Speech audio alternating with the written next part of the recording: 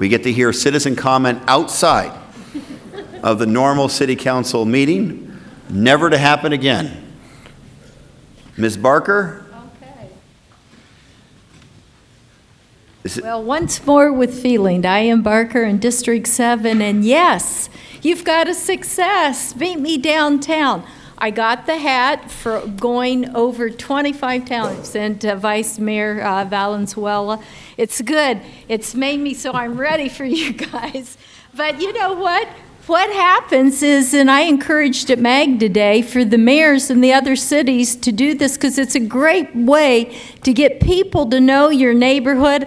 I keep seeing the same people and more when I go over there. It's at the corner, and we walk. Then we got complimentary yoga and kickboxing, and I get isotonics and isometrics with this.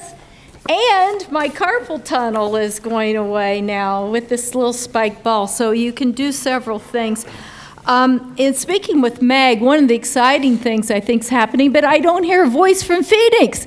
And the route that I wanted was for the high-speed train from Tucson to Phoenix to come right up I-10, right into Phoenix. Guess what? The East Valley, they have taken it off from Coolidge, and they have an environmental. So there are several. Our friend Blue Crowley and I were at the Board of Supervisors, and we said, hey, you need to look at the big picture. This is important. This is the CAMMX corridor. This is Sun Corridor.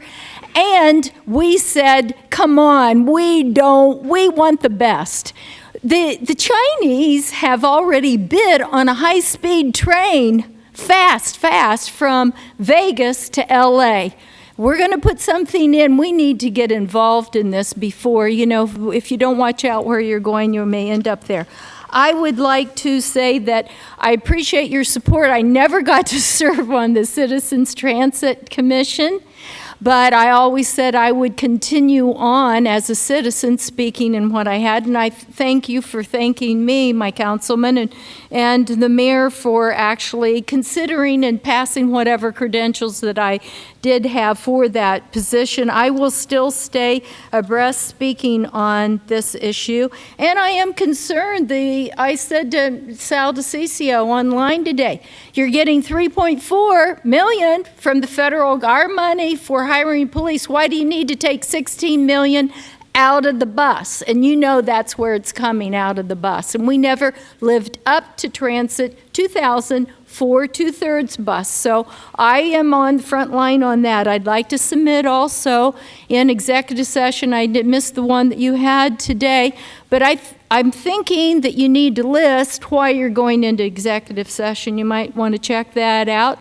to see if that's right. I didn't see that there, but this is from a board of supervisors from Santa Cruz, and when you go in executive session, you talk about legal advice, but to take the action, you need to go in public, and they have it here, doing this in 2014, but on June 6th of 2012, when you met in executive session to go to change to the off cycle from the 204, you didn't go. I haven't found you going in public for that legal action, and I'd like to submit this to you, and I'd like to have the response, please. Thank you very much. Thank you. Mr. Rusnick, you're it. The last citizen comment ever. My name is John Rusnick. Joanne Scott, well, I don't have a card for you, but I'll... Mr. Rusnick, your turn, and then Joanne Scott, you'll be the last one. 2930 East Turney. I want to tell you about this wonderful driveway that they put in next door to me.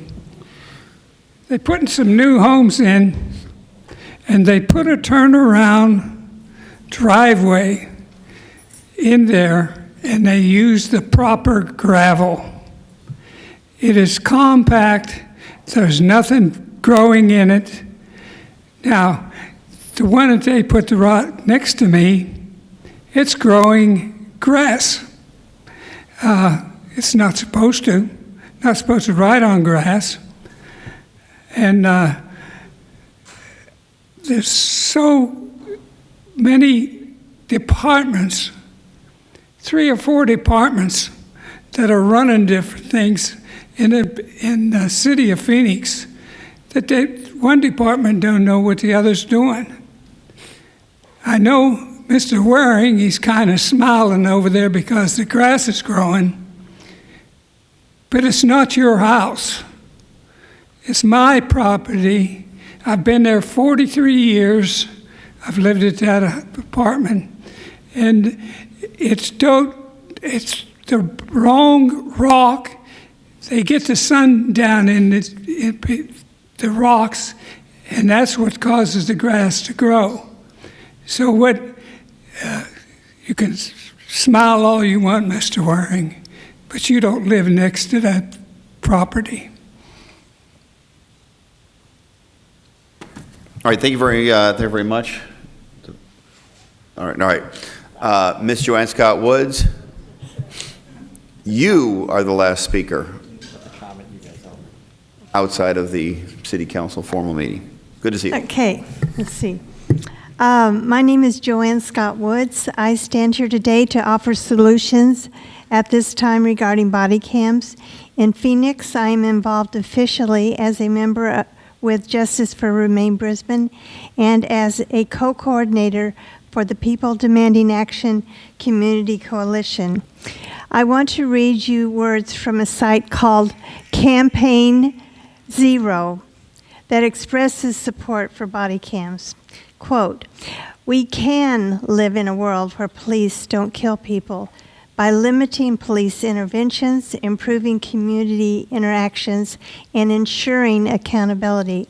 It will take deliberate action from policymakers at all levels of government to implement these policy solutions. While they are not the cure-all, body cameras and cell phone video have illuminated cases of police violence and have shown to be important tools for holding officers accountable. Every case where a police officer has been charged with a crime for killing a civilian this year has relied on video evidence showing the officer's action.